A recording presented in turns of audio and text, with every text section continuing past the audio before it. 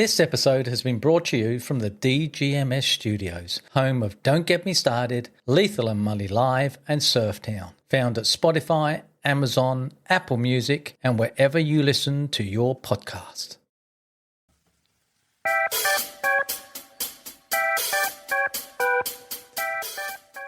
Welcome to Keith and Lee's Don't Get Me Started.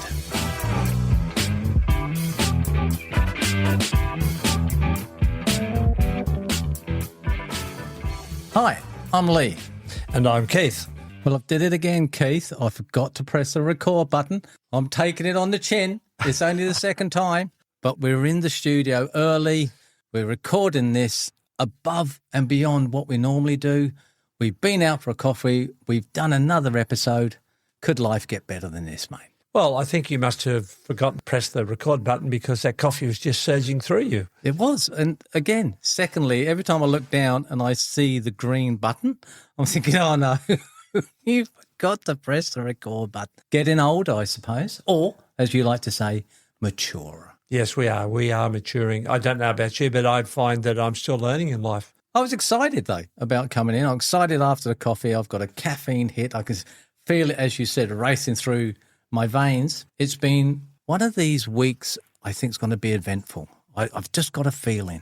It's already been eventful. You know, we had a few things lined up we had to do, but we had to readjust our schedule because of the rain. And as a result of that, we ended up going out for that coffee together this morning, and the venue was fantastic. And whilst I wouldn't go as far as to say that my coffee was exquisite, it was damn good, man, I tell you. It was I really a good enjoyed coffee. it. Yeah, and wasn't the establishment fantastic? Phenomenal. As I said on the podcast that we will eventually release, that we've been past it many times, seen the sign many times, but never ventured in.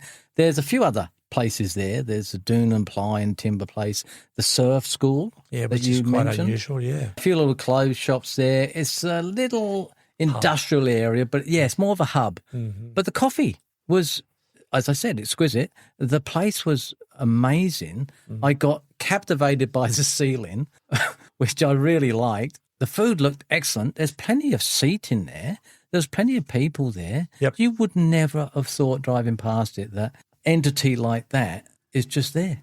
For those of our listeners who may not be quite familiar with what Lee is referring to, is that we do another podcast stream called Keith and Lee's Great Noosa Coffee Odyssey, where we go around all these coffee shops and we taste the coffee and we comment on the quality of the coffee and also the ambience of the establishment where we are currently drinking. And that's what happened this morning. Lee was so impressed with the coffee, he called it exquisite, which I find a little bit too much. But anyway, that was a great place. And why I thought it was weird that there was a surf school out there is because this is way out of town. It's got to be 5-10 kilometres away from the coast. Easy. So you would not associate a surf school with a place that had more of a farm barn sort of feel about it, really, in a sense, didn't it?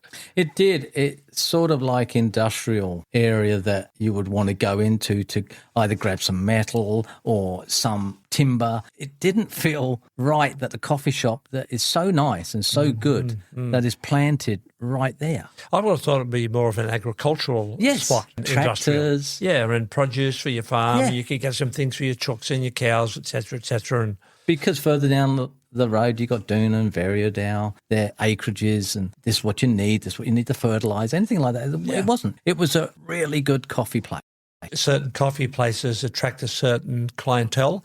There was a good variety there this morning, a little bit of everybody. I even saw a couple of baristas. They didn't have tattoos, though. That was unusual. You loved it. I don't know why. Stereotypes, mate. I love stereotypes. You have mentioned them a few times.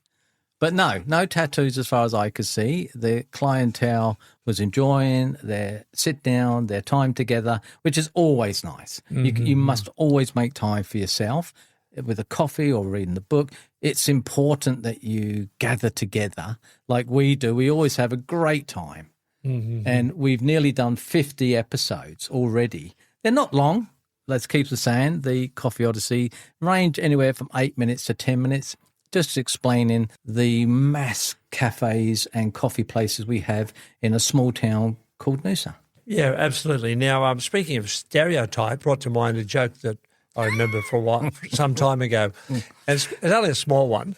Why do the French eat snails? They don't like fast food.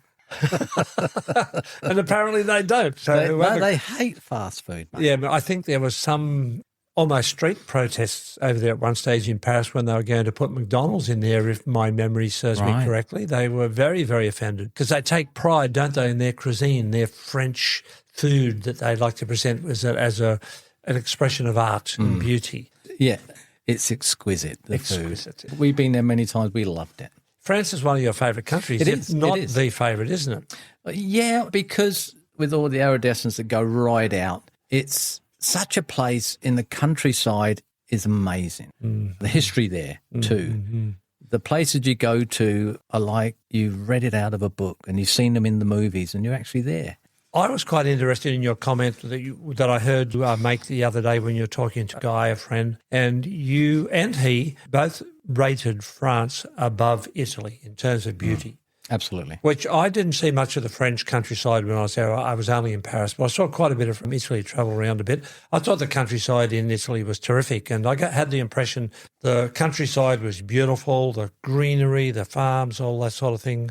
So to hear you guys say that you thought France was better, I thought, oh, really? Yeah, well, we were talking about southwest France on the Atlantic coast, just incredible. The countryside, the coastline, amazing. The food, the wine, the atmosphere, the joy of driving through these places, the villages, the towns, the history. And also we went down to Bordeaux and we got into Bordeaux and I thought, gee, it looks a bit ugly, this place. But again, once you're there 4 or 5 hours, you start to see the beauty of it. And there's so much history there, and I won't go into it. But yes, Mully, love France, love the joke. Let's move on. Before I do that, did you ever read that book, Almost French, by Sarah Turnbull? Mate, you know I don't read books. Oh, you should. It's about this Australian lady who fell into a deep relationship with a French guy. She went over there to be with him, may have even married him. It was years ago. I read it. Anyway, it was her perspective on the French way of life from an Australian viewpoint. It's a very good read. I highly recommend it.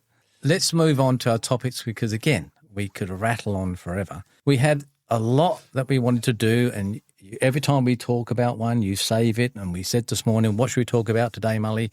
And you go, leave it with me. I'll go through, and you sent me through 3 or 4. And what sounded the better one is what we're going to do now. And there's 2 ways to look at this. The way that I first put it was destiny or disaster. But the other way I should have really put it is destiny or fate. So destiny or fate is considered real by many through the lens of spiritual, religious, philosophical views, often defined as preordained sequence of events. What do you think on that? I don't go along with the view that things are preordained. But then again, there are some freaky things that happen in life sometimes and you think, oh, how come that happened? I didn't see that coming and that wasn't what I would have done or that was not what I would like to have done and it's beyond your control. Not necessarily a bad thing, could be a good thing. And sometimes you find yourself in a situation or on a path that you fully intended not to be on, but you're there. Are you there because of your own choice? Or is your choice such that it's limited in how the scope of or the range of what you could choose from and you're always going to choose the same way because that's either who you are or you're predestined or wired that way, I guess. So I don't know. It's not an easy question to answer, but of course that's what we're here to do is to address it and throw it around. Well, I've always liked that, whether I looked at it as a stepping stone. The place where you are is where you're meant to be. The next step, is it preordained or is it fate or is it your destiny? So I get confused into that next step. Wait a minute, let me jump in there. You are confused because you'd already said that you believe that where you are is where you're meant to be. But then again, you're questioning the second step. That's right. So there's the confusion. Yes. So while it's not scientifically proven, concepts like determinism argue that the universe operates on cause and effect, making outcomes predetermined. It often signifies accepting that things outside of personal control, such as one's birthplace, family, or unexpected life-altering events. So there's my confusion. See, because, again, outside of your personal control, your birthplace, your family, you were given a name. It wasn't a name probably you would choose. So that's out of your control. Was that predestined? I'll tell you the problem I have with predestination is that some people have great lives, some people have ordinary lives, and some people have absolute shit lives. And some people have lives that are tragic. Some humans die at the age of 6 months. Is that predestined? Is that the path they should be on? See, when we talk about these things, you and I, we're looking at it purely from a Western point of view, because we're talking about self-examination, talking about these things of life that we want to unpack and explore and express in our own particular way. Is that something that the deep Islamic people do? Is that something that the Hindu people do? Is that something that the Jewish people do? I don't know. So, we're looking at it, I believe, from a purely Western point of view. So do the Hindu people believe in predestination? I know they believe in reincarnation, so I suppose that's predestination. But what about if you are a Slavic person from, say, the Eurasian part of the great continent up there in the Northern Hemisphere? What's your view on this? Do you believe in predestination or choice? Many religions, such as Islam, as you were saying, believe that destiny is decreed, written long before that person is born. Really? Do they? Other traditions, like those involving karma, suggest that major life events are arranged based on past actions. There's a whole menagerie of what they think, you think, I think, whether it's predestined, whether it's fate, destiny. This is a subject I want to get into because it just messes with my mind sometimes of if I'd only left 5 minutes earlier, if I'd only left 5 minutes later, that wouldn't have happened. But it happened. Was it predestined for you to do that? Or you've heard it many, many times, I missed a flight and that flight crashed. Or I've missed the train and that train crashed. Yeah, but in that plane or train crashing, people died. That's right, but you weren't on it. Yeah, but they were. But the whole thing is that just for that moment that you would have done, you would have been on there for some bizarre reason. It just didn't happen. Yeah. All those days that you were, and then that particular day, it's like 9/11. But then again, all those days that they were, and on that particular day they were, and the concrete slab fell on top of the train and they died. So is that predestination? For them? Yeah. It could be, yeah. Yeah, it's all right to reflect on, I missed out because I slept in and missed the train. Yeah, it could be for them. That was it. That's their day. That's their final day. Yeah, well, it obviously is their final day, but is that predestined to be their final day? Why did they come into the world to have a final day so quickly? Because this is life. Life, we're all going to die, except the day's going to be shorter. It's not going to be as long as the day that you were born. We are all going to die, yes, that is life. That's an easy way to describe it. But we're talking about why life unfolds the way that it does. Who knows? This is why we're talking about it. So have we got a destiny or destination? Or have we got a disaster or fate? Yes, look, I'm more of the choice school. that a lot of where you end up and what you experience is based on your choice. Looking back over my life, I know that where I have ultimately ended up right now at this particular time, most of it has been a result of choice. I know the forks in the road when I chose to go certain directions. Or it could have been fate. Well, it could be. Now, there was one particular place where it was fate, but then again, where I think it was more fate, but then again, when that fateful event happened, I had to make a decision, go this way or that. And I decided to go that. And that was your destiny? Perhaps it was. Or was it your fate? Or was it my disaster? That's right. Because it wasn't a good outcome. Now, the other thing here, which I've got, which goes on about the scientific perspective, science generally finds no evidence for fated ends. However, some interpretations suggest the universe may be deterministic, meaning if we knew the exact state of the universe, we could calculate the future. Now, if you look at the universe and how vast and massive and out of control to even grasp the size of the universe, how's that ever going to happen anyway? How could you ever calculate or know the exact state of the universe? Because it's out of control. It's chaotic. No, it's not out of control. Everything out there, as it does on the planet, except for when man wants to go and bomb another country.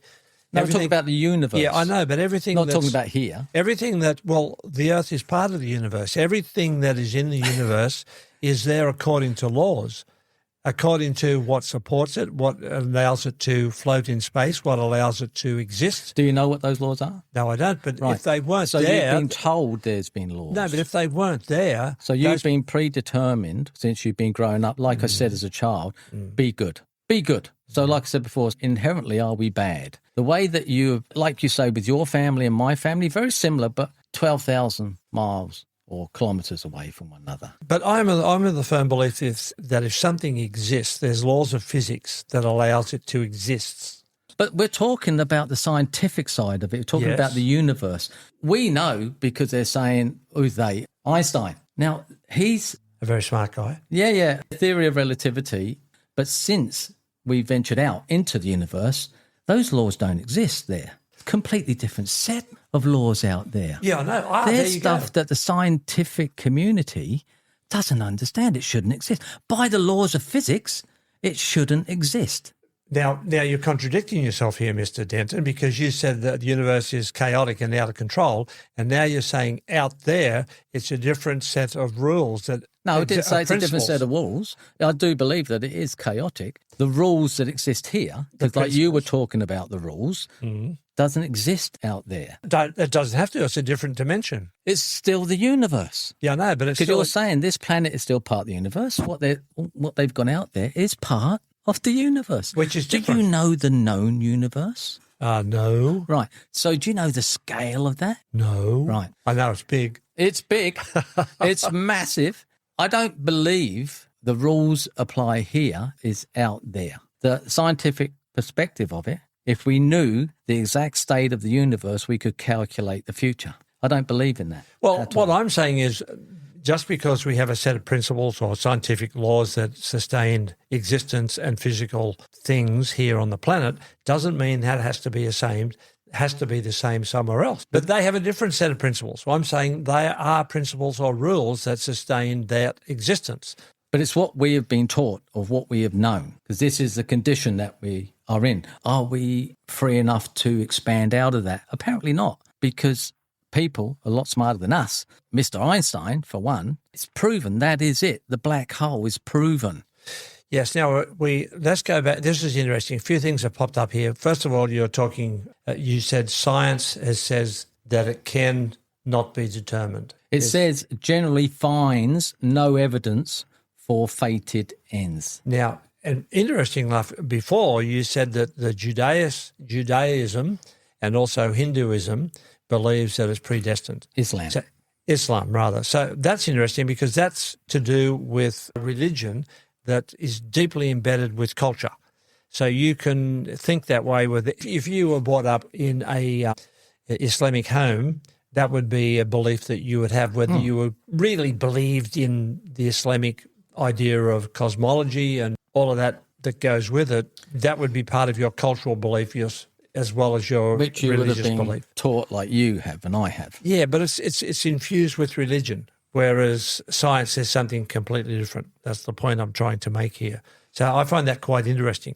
And also maybe a little bit fatalistic too, because if you believe, well, see there it's tied in again, because if you believe that things are predetermined, then fate is actually how it should actually be. This is the mess I'm in. That X plus X always has to be two X's. I love this one. It's called the game of cards metaphor, often used to describe the balance between fate and free will. This view posts that the hand you are dealt, family, birth, inherent traits, is destiny, while how you play it is free will. Yeah, I get it. In that sense, we don't have any choice. You know, I didn't choose to be born for a start, and I didn't choose to be born an Australian male. So is that predestination? Or is that just a result of physics again because mum and dad joined? Well, again, I've been told by a lot of people that there is 77 trillion ways that you could have turned out. That's phenomenal. What, once mum and dad joined? Yeah. And that whole process of because reproduction of where got your going. father came from, where your mother came from, and where their grandparents went, blah, blah. And then here we are. We have Keith Mully McMullen sitting in the chair opposite me. 77 trillion different ways that you could have been there due to all your ancestry, all the way back. Might that explain some of the deficiencies in my makeup? That's up to you to... Oh, I thought you'd jump in there. I gave you an opening. No, I'm not going to do that. But I love that. So, like you say, you have no control over it. All right, like I said, the name you were given wasn't even a name that you would pick. I've often said, well, that's the name my parents gave me, but I go under a different name. Yeah, but okay, I can agree with that. I had no say in the beginnings, but here I am now, and I can see that I'm got some future ahead of me. So am I going to do this? Am I going to do that? What about this? I have some choices up ahead of me. I have some choices before me right now on the table. I've got maybe 1, 2, 3 choices, 4 maybe right now. Which one will I take? Now, I am very consciously going to take probably A and possibly C on a couple of others, right? Now, I've thought it through and I'm determined to make that choice that way. Now, that's self-determination, or is that self-determination predestination? Is it predestined that I will choose A and C? Or am I locked into my thinking, my makeup, the type of person that I am, that when faced with a particular problem in the first one or the first choice, I will always only choose A because I don't have the ability or the foresight to choose the other options, which may be better. So I may be predetermined in the fact that I'm limited in how I can see and understand things. Yeah. Well, or you could let me start another one. Quantum mechanics and choice. Quantum mechanics, chaos theory, and neuroplasticity suggests that the future is not completely set and that individual choices and actions can influence life's outcomes. Mm-hmm. So again, it's open to whatever interpretation you were just saying. Mm-hmm. Yes, it is. And I get it. So that's the question, is a choice or disaster? And the problem I have with predestination is that if it is disaster, then whoever sets the rules or lays down how things are going to be predestined has got a mean streak to themselves. Why would some predestination outcomes be a disaster? Again, why should a 3-month or 6-month-old child die? Why should some people... take some people who are amazing musicians and you look at them, they're good looking, they can sing, they can play the piano without learning. They just got it. And then the money comes in, the fame, they live charmed lives. And then you look around and you see some poor person who lives their life in a twisted body in a wheelchair and you think, how come somebody's got everything, so to speak, and other people have got this massive handicap that they'll never escape from. I knew a beautiful little girl here in our hometown and she had a very small body that we would call twisted and deformed, and she was just the most beautiful little soul. And she died really young in life, in her early 20s, talented in many ways. And how do you look upon that as predestined? I have trouble with that, It's maybe there's some mutations in those 77 million ways that we can come into existence. Trillions. Well, you could say that with that, and I agree with you, but you could say, well, I find it tough to believe there's a God. Well, that's probably why God comes or religion comes into this. Which it does. All the time everybody wants to try and get some answers for it. And if you're going to believe in predestination, then God is an easy fallback, isn't it? Easy. The knowable nature, because true destiny is allegedly predetermined before birth. It is impossible for an individual to know for certain if their life is following a specific plan. Making it a matter of belief, then verifiable fact. Mm-hmm. See, there's the other side of it as well. Mm-hmm. We don't know. No, we don't know, but you can follow some thoughts through a little bit logically. Well, it's like you were saying, you could have these choices, those choices. You could drive yourself nuts. Don't give me a choice. Don't give me a choice. Just take A. I'll take A. What about B? What about C? C looks good. No, I'm taking A because that's all I need to. That's all I need to know. So you predestined for that thought pattern because that's how it is for you. Or you're going to try other things, and then if it doesn't work out for you, go, bugger it. I knew I should have picked A. I'm thinking too, listening to you and listening to us as we talk about this, that I wonder if sometimes this is to do with how we can be mentally unstable. We have this term now that we talk about a lot in Australia called mental health, where people have mental problems, where they're disturbed about life or themselves or whatever. Maybe if we really believed in predestination, a lot of that would disappear because we just say, it was fate, God's purpose, I receive a broken arm. I had this discussion with a guy one time, and he's a bit of a pain in the neck, type of fellow that would never entertain anybody else's point of view. You had to listen to him, and he laid a lot on you. And he had a whole lot of bullshit in my views, and he said everything was predestined, and he was tight on it. And I said, well, what about I smack you in the nose? which was a choice I really felt like doing, I can tell you. No, I didn't. But what if you did? Yeah, was that fate? That's right. And then he said, and I challenged him a few times. He said, he's just trying to be smart now. He also told me one time, if you hold your palm over a naked flame and pull the lobe of your ear, you won't feel the pain on your hand. I said, all right, let's do it. You didn't. He went, yeah, I did. I said, let's do it. Oh, yeah, but you didn't do it, you personally. I would have, Right. but he wouldn't let me. Right. And again, he said, oh, you're just being silly now. Yeah, I yeah. said, no, I'm not. I said, you're the guy who said it. And he also said that God didn't exist. Let me tell you the God story. I said, you don't believe God's there. And he said, no, there's nothing up there. I said, all right, turn your head up to the sky and call him the worst. Yes, I remember this. The you told worst that. word you could possibly imagine. I'll see you next Thursday. Yeah, and he wouldn't do it. Yeah. And I said, what are you wimping out for? That's I right. said, there's nothing up there according to your view. And again, you know what he said? Oh, you're just being silly now. Yeah. I said, no, I'm not. We're talking. We're having a conversation. So I didn't like his views on anything. So ultimately, whether destiny is considered real is deeply personal, often functioning as a framework to understand the uncontrollable aspects of life. Do you believe in destiny? No. Have you a destiny? No. So it's fate then. I know I believe it's So- No, I don't even believe it's fate because fate is destiny in my view. I believe in outcomes. Outcome of what? Or what is outcome of the unfolding of the circumstances of the choice that you've made or the situation that you find yourself in. Because sometimes you're in situations that you haven't chosen. You might be driving down a... But is that fate No, or destiny? no, it's outcome. It's in my views. outcome. Yeah. Now, say, for example, you're driving between towns or cities and you're going through the country, and you're out on a lonely road and your car breaks down. And you look around, there's nothing but trees or fields and darkness. There's not even a street light. That's an outcome. That's a very high possibility when you're driving a car, which is a machine, and machines break down. That could happen if you're driving on a road where there's little support or help. It's an outcome. But that's one example of something that generally is going to happen. You could trip over and smash your head Absolutely. and become unconscious. Absolutely. And is that predestined? That's right. I don't think it is. Should I picked up that hammer that I tripped over? See, predestination to me is cruel and it's arbitrary. It could happen anywhere and to anybody. And totally unfair. Why should Paul McCartney and Taylor Swift get all the beauty and the good looks and the money where some poor other person gets nothing? Because they've got talent, because they've worked the system, because they've saw an opportunity and jumped on it. But they've got the attributes to be able to do that, whereas the other person in the wheelchair with the twisted body hasn't. So when you said, stepping stones, I believe where we are or where I am at the moment is where I'm meant to be because I can't think any other way. I can't think of what happened before or if I hadn't have picked A. If I'd have picked A and not C, I would be in a better place. I can't think that way. So where I am at the moment is where I'm meant to be. My problem is the next step because is that my choice or is it an outcome that is presented to me through I get up in the morning, I walk out that door, whether I'm going to come back at the end of the day.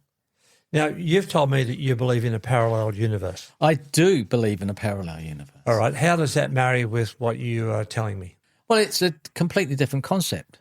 Well, it wouldn't be if it's predestined. Is something in that parallel universe determining? I predestined to the fact of where I'm going is the same as I would be with a parallel universe. I could be in a worse position or I could be in a better position. That's not parallel. It's the same thing happening, parallel universe exactly the same. What would be the point of parallel universe? Well, I don't know. Because it's different. I don't believe in it, but you're the one who believes I in do. it. I do believe in it. I do believe it rides along in a different dimension because we all have these feelings. It could be deja vu. It could be something doesn't feel right. I read an article from a guy saying everything felt right until 2019. After 2019, everything felt different. Now, I've looked into a little bit more, and there's other things I won't go into now because we're coming to the end of this one. Maybe we should do another one on that later. He feels the same, that it changed in 2019, different feel. You know the way it is at the moment that you say to me over certain things that I can't believe this. I've been studying this for 50 years and I've never seen anything like this. Now, is that an outcome? Is that predestined or is that something else? Well, you're talking about the chaotic geopolitical scene that is engulfing the world now in 2026. Now, I haven't experienced anything like it. Do things move in cycles? Well, this is the other thing. The French Revolution. Good example again. Right? The breakdown of the old USSR. And its days are certainly numbered. Whether that's imminent or it's got decades to go remains to be seen. But empires come and go, they fall. I think it was Gibbons who wrote The Rise and Fall of the Roman Empire, noted that there was 21 civilizations, from memory I heard this years ago, that existed that barely left a trace so that we knew that they were there. So that certainly happens. Again, so let's tie this back to our topic. The rise and fall of empires can be the life and times of an individual. Why do some people have an interesting life and others don't? Why do they have gifted, great lives? Why do empires rise? Why do they fall? And why does somebody else come in its place? Why do these things happen? Again, it comes back to destiny, free choice, or disaster. It's really, really fascinating and could, in a sense, drive yourself crazy trying to work all this out. That's what I said. You've got to come to a conclusion or a peace. But I think it's good that you rack your brain around why you're here, like you're saying. Well, there were choices I could have made. Oh, there was one fate, you said. It's interesting you say that. I love the concept of it because we have one go at this. And yes, I agree with you saying it's terrible that other people 6 months, a year, 2, or people are taken out in their prime, whether it's predestined or not. Where I'm sitting and for where I want to go, it's a scary path sometimes because I'm understanding more this conversation, what we're doing, and can get into depth, but this is topical. We can't get into the rise and fall of the Roman Empire or French Revolution, which you probably would love to. But, Mully, it's been great as always. I'm going to leave you the last word. Or am I predestined to not leave you the last word? Or is it fateful that I've come to this point that I have the last word? Or is it fateful that you and I have come into all that we're doing in this podcast, which we're both finding terribly fulfilling? And we've both said that we certainly couldn't have done this, say, 10, 20 odd years ago. But now we've come into the fullness of who we are as people, and this thing just opened up before us. It's almost like we fell into it. Is that faithful?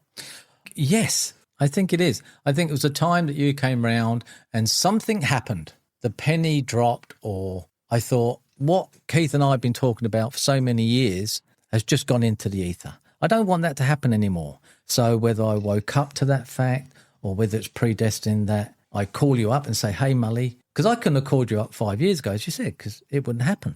If I wouldn't have called you up, we wouldn't be here now. So is that fate or is it predestined? The other part of it is that you said to me a couple of occasions, well, Lee, if this would have happened, it wouldn't have mattered anyway because I wouldn't be in that position to do it. Again, we go back to my horrible thing that I say, if, buts and maybe, shoulda, woulda, couldas. Didn't happen. What's happened is now. This is it. It does. And whether I'm predestined to sit in this chair and have this opportunity to bid farewell to all of you on this episode, or whether I choose to come in here and do it and take Lee's invitation to say goodbye to you all, I am now going to say thanks for listening, dear listeners. And I hope you've been very patient with us on this one, because we've rambled a little bit. But rambled, all right. Far out. All we ever do on our episodes is to discuss things amongst ourselves and just kind of put things out there for everybody to either listen to, take seriously, or just go, oh, yeah, whatever. But we do hope that it does prompt you to think a little bit more about your lives and life and just enjoy some good conversations with your friends, just as Lee and I do. So I'll just leave that thought with you. And until next time, goodbye and be kind to each other.